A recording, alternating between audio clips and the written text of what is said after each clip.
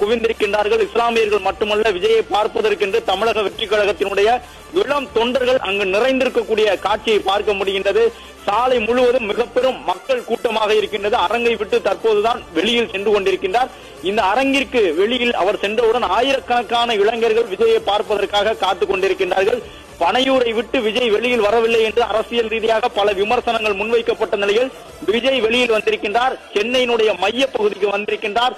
சாலைகள் முழுவதுமாக, பாலங்கள் முழுவதுமாக ஆயிரக்கணக்கானோர் குவிந்திருந்து விஜயை பார்ப்பதற்காக தங்களுடைய உற்சாக மிகுதியோடு காத்திருக்கக்கூடிய காட்சிகளை பார்க்கின்றோம். அங்கு இருக்கக்கூடியவர்கள் பாலங்கள் முழுவதுமாக ராயப்பேட்டை மருத்துவமனைக்கு செல்லக்கூடிய பாலம் உட்பட அனைத்து பாலங்களின் மீதும் நின்றும் பல இளம் பெண்கள், இளைஞர்கள் என்று வயது வேறுபாடு இல்லாமல் பலரும் விஜயை பார்ப்பதற்காக அந்த பாலத்தின் மீது நிற்கக்கூடிய காட்சிகளை பார்க்கின்றோம். தமிழக வெற்றி கழகம் சார்பில் அழைப்பிதழ் வழங்கப்பட்டவர்கள் மட்டுமே இதில் பங்கேற்க வேண்டும் என்றார்கள்.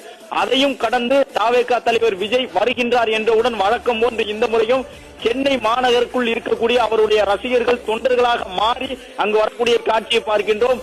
விஜய் வருகின்றார் என்றவுடன்